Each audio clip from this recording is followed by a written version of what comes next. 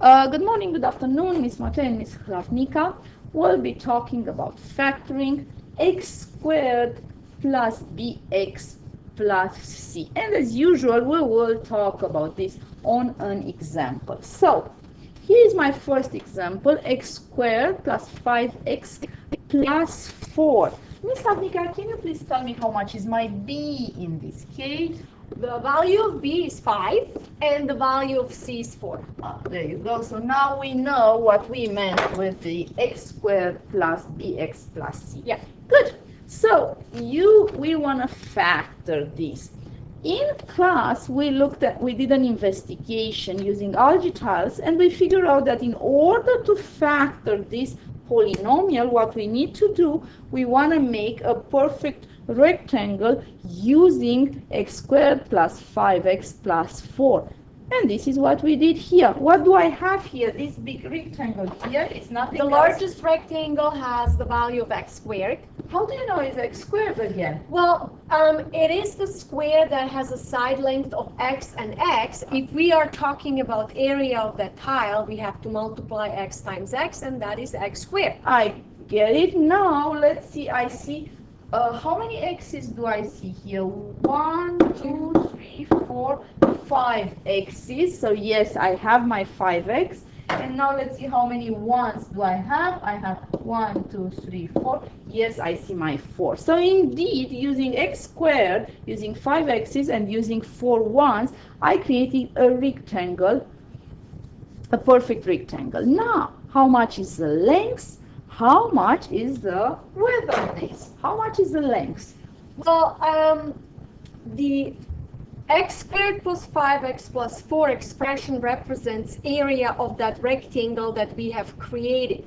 So looking at the length, the side of that square is x, and the side of that little rectangle is 1. So the whole side will be x plus 1. Okay, so let's reveal this. Yes, indeed, it's x plus 1. Yes, you're right. And if I'm looking at the width, I have x dimension, X, 1, right. 1, 1, and 1, so it's going to be x plus 4.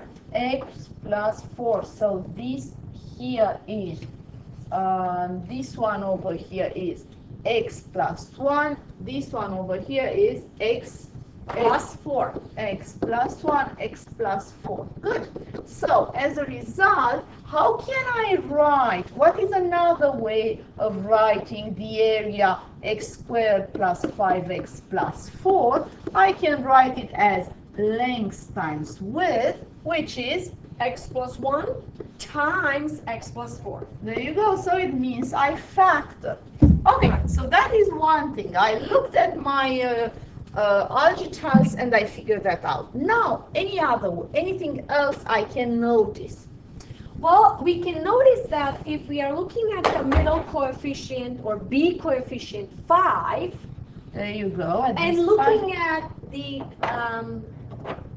1 and 4 inside the bracket, 1 and 4 here, what do I notice? when I add 1 and 4, So I I'll add get 1 plus my 4. This is, how much is it? 5.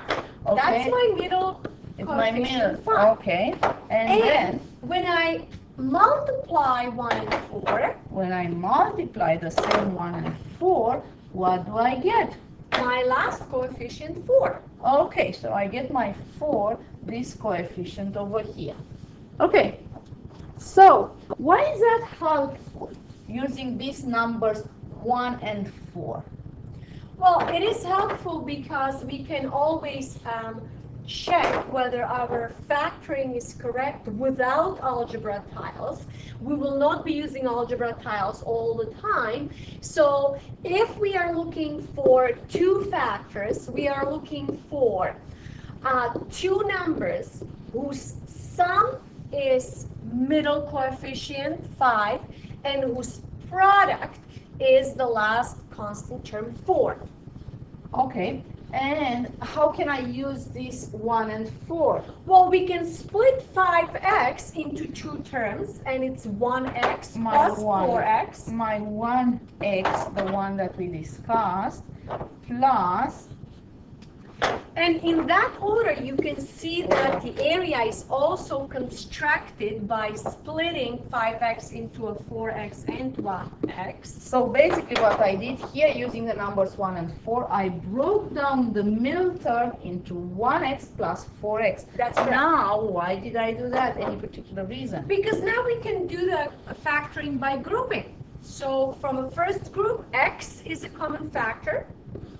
X plus 1 will be the second factor.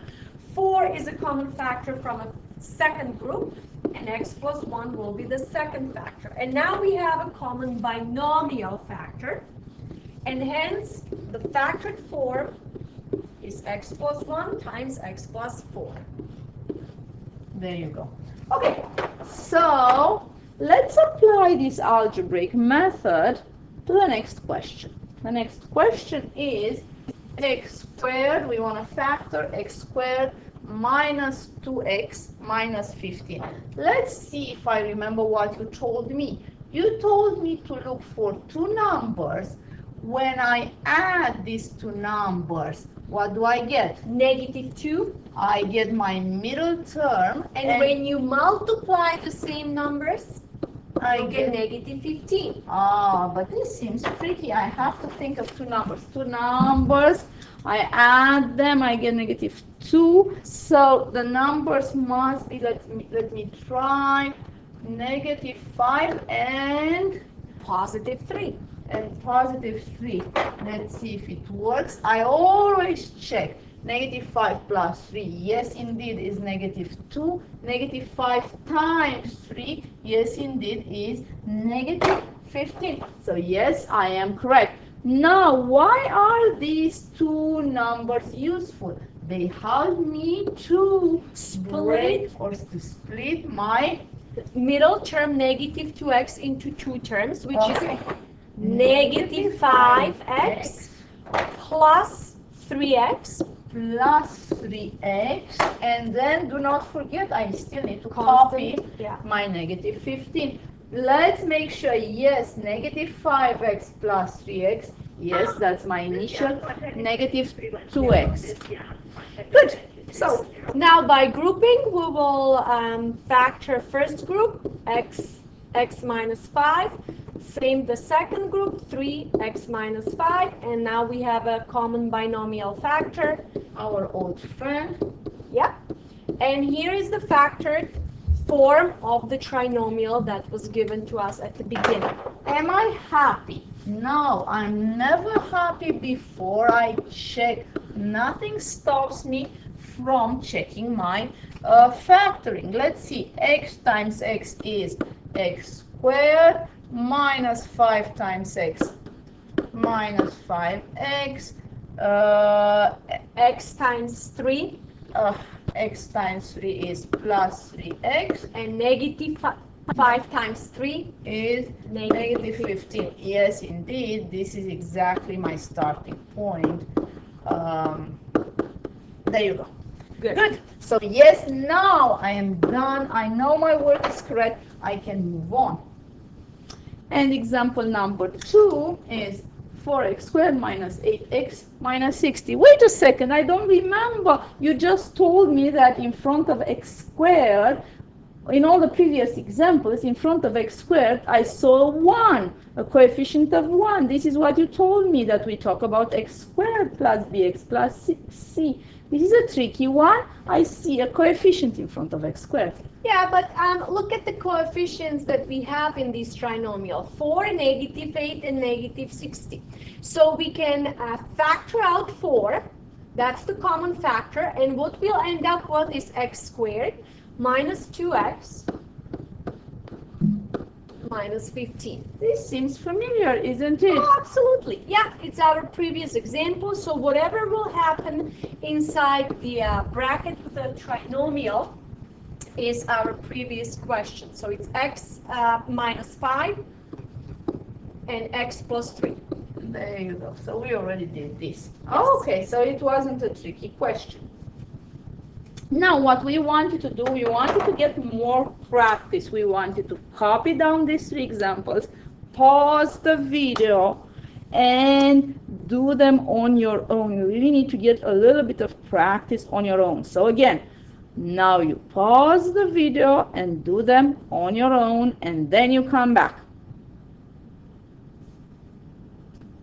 After you try these examples on your own, here are the full solutions to check, again, only to check your work.